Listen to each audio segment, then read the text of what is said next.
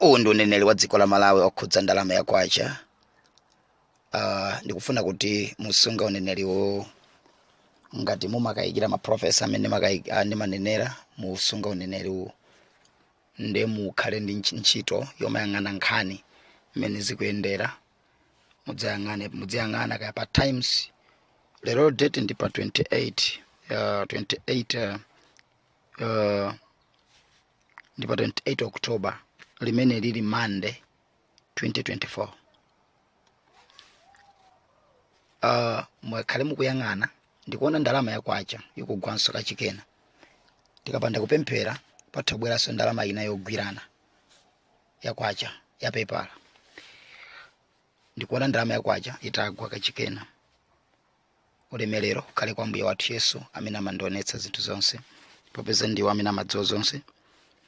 Pambuyo apo ndafotokozanso kunena kuti ndikuona ndalama ya kwacha ikugwa.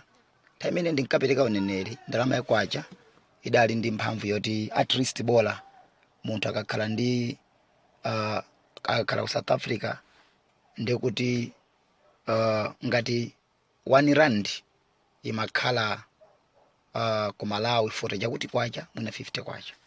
Ndi ndapereka uneneri nthawi imene kunena kuti ndikuona kwacha ikugwa. Ndikumona munthu ali ku South Africa ali ndi 100 rand akutumiza ku Malawi ikumakhala 10,000.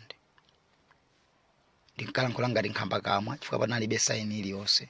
Nepezeka ndalama ya kwacha idagwa. Pano ndikulankhula pano munthu akakhala akamasintha ndalama 1 rand ikumasinthidwa mwina 1 rand to ku Malawi kumakhala 140 chakuti kwacha 1 rand ya ku South Africa.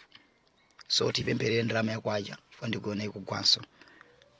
Tapempherera president chifukwa ndikuona ngati mulamuliro wawo ali ndi pressure kumidima kumalimbana nawo kwambiri mulamuliro wawo kunena kuti zinthu zambiri zisokonezeke, anthu adzita ataona anopemphera zimene akuchita zosamveka, zinthu zikungosokonekera kuti anyozetsa Ambuye. Chifukwa maonetsedwa anthu akukambirana kumidima akunena kuti ndi ife amene timagwiriziza kwacha akuitemberera ndalama ya kwacha. Ndi akhristu tipemphere kuti ndalama ya kwacha ikhale ya mphamvu. Let's pray for Malawi. This is a prophecy for Malawi. Let's pray for it, for Malawi, because I'm seeing the devaluation of Malawi kwacha. I'm seeing it. I'm seeing devaluation of kwacha once again. Remember, there was a time I gave you the prophecy, and I said that I'm seeing the kwacha going down.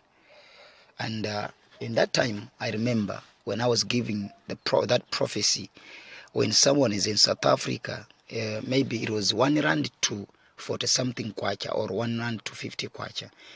But I said that I'm seeing someone is staying in South Africa and having 100 rand sending to Malawi, becoming 10,000 kwacha. And at that particular time, people, they thought maybe I'm just saying it, but it came to pass. If you can see now, if someone is sending money to Malawi, if you have maybe 100 rand, you can send to Malawi, it can become maybe 13,000 or 12,000, something like that, because it's like 1 rand to 140 something kwacha. So let's pray for Malawi, because I'm seeing the Malawi kwacha going down once again. And also we have to pray for the president of Malawi, because I'm seeing him like he's under pressure in his leadership. He's fighting with a lot of demons. The kingdom of darkness, it's like they're saying, why they are denying us? Let us punish him. Because I saw the evil people discussing in the spirit world. I saw them discussing to their kingdom of darkness, saying that they were saying that it is them that put kwacha to be in value. So they were trying to case kwacha, trying to case it to go down. So let's pray for Malawi, and let's pray for kwacha. I'm giving you this prophecy. Today date is 28 October 2024. So watch out, check the news, and you judge this prophecy after it will come out.